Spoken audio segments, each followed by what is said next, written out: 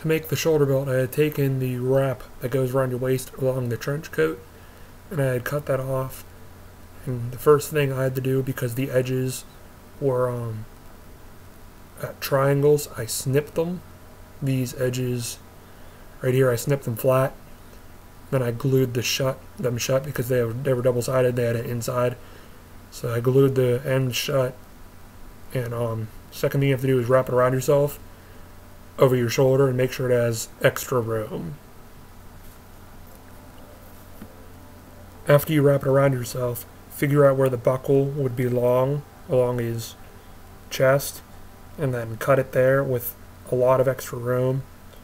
In the end, I did make this a little too small, so give yourself more room. You can always get rid of it later.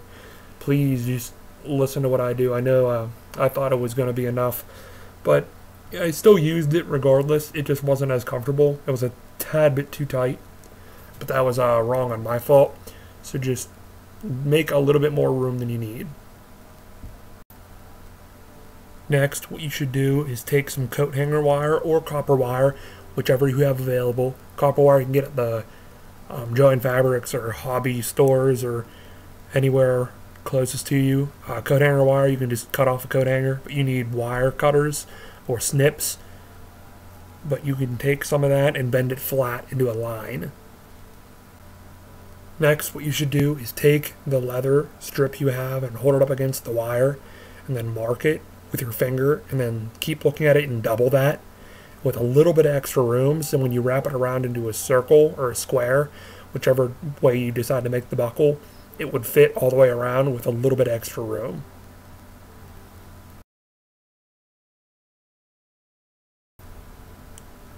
Now take the leather in your hand and hold it up against with the wire in the right corner next to my thumb, to the right of my thumb, which I'm pointing out with my ring or middle finger. Bend that straight upwards. Because bending a coat hanger can be hard and not everyone can do it, including myself, if you have a vise, you can put it in where you want it and then bend it like this. And then do that for all angles.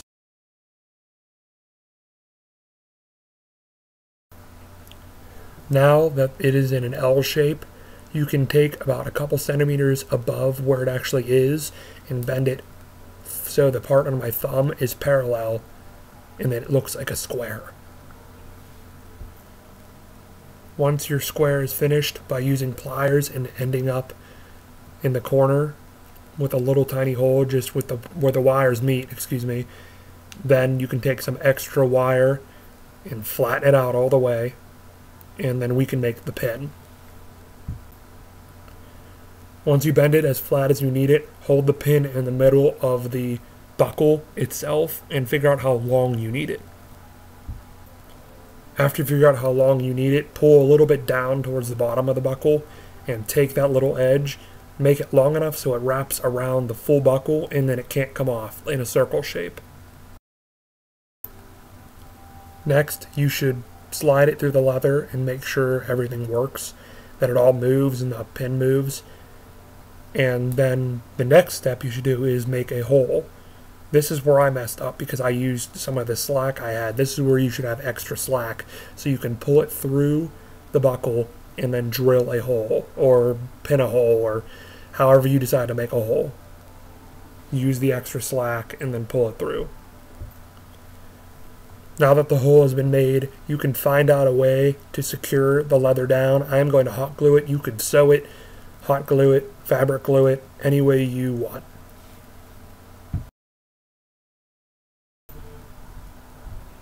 Now that the buckle has been secured, you can wear it and use the extra slack and then figure out where the holes will be to secure the actual belt.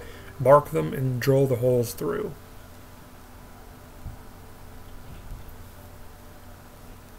Once you have made as many holes as you need, it is now time to make a buckle holder, just wherever you please along the excess leather.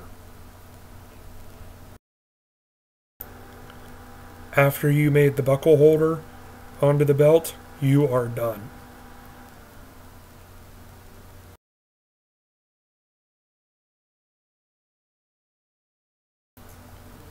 I had taken the bottom part of a leather jacket and cut it off to match the measurements around my waist, and now I'm fabric gluing pieces together. This is a buckle I found that matches Arno's buckle. I'm going to paint it silver. You can make one just out of scrap leather if you don't have one. After it's all fabric glued together, I had taken this buckle and, much like the shoulder belt, wrapped it around, made a hole in it, and then I had taken this scrap piece of leather, wrapped it around, made a loop, fabric glued that together, and then take the other end of the belt and made a triangle edge onto it.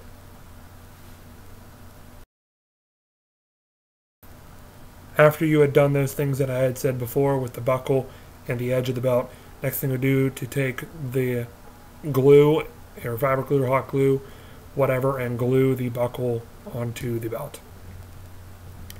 After you had made the main belt around your waist, it is now time to make these other parts that connect to the right side of your hip and are in separate parts.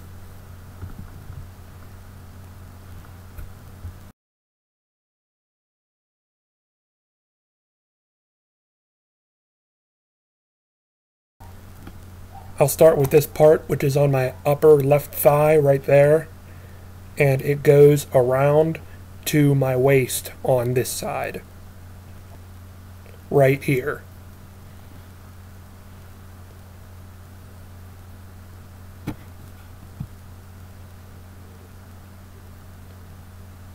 Then right here are two buckles that are made out of the same technique that I made on the buckle around my chest.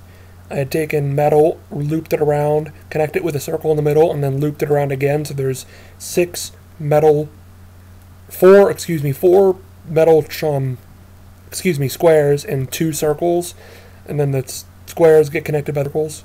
And I had also found the big button I took off a leather jacket, and those little studs I found at Joann Fabrics, and I had folded it on the front instead of the back because that's the design of the belts. On the left side of his lower hip, I had made leather straps on the inside to make a holster for the sword so it doesn't move whenever you wear it.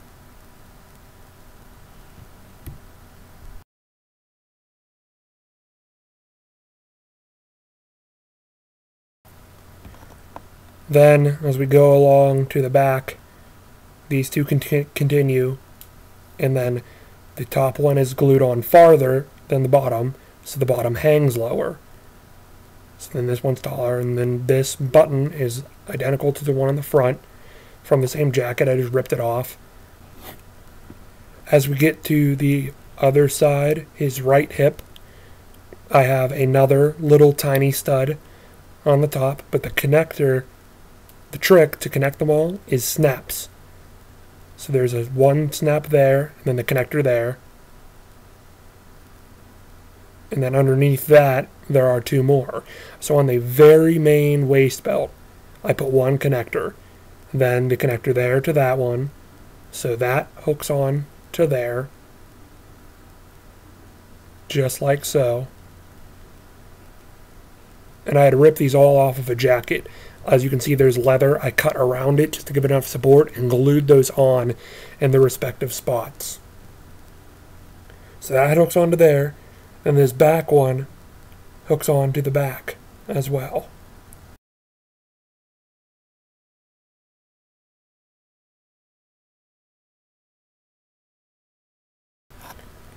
This is now the final product of the belt. It is all completed, and this is what it looks like. I'm now going to put the sword in the gun holster attached. This is the sword going into the holster.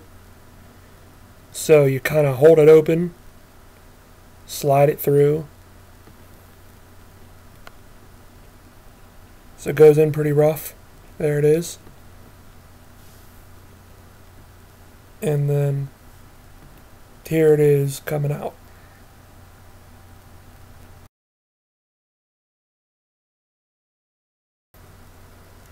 Here is the gun being taken in and out. and the sword again. For the holster to be made, I had taken it, put 2 of those snaps on the back and then 2 in the spot I wanted it, and glued them on. Here's the final product of the waist belt and attachments, and then the sword and the holster with the pistol in it.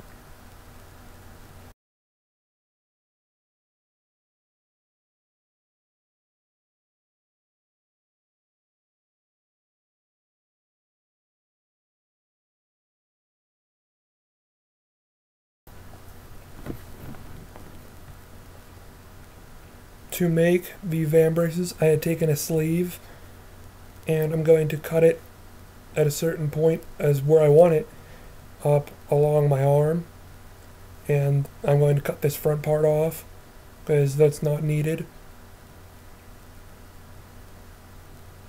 So that's all you have to do, is just cut it where you want it and then slide it along your arm. I had went to Home Depot and got a pair of rubber gloves that look like they're leather, and they feel pretty comfortable. But if you can get leather gloves or any kind of gloves you want, go ahead. But I found these for $5 at Home Depot, so I took them.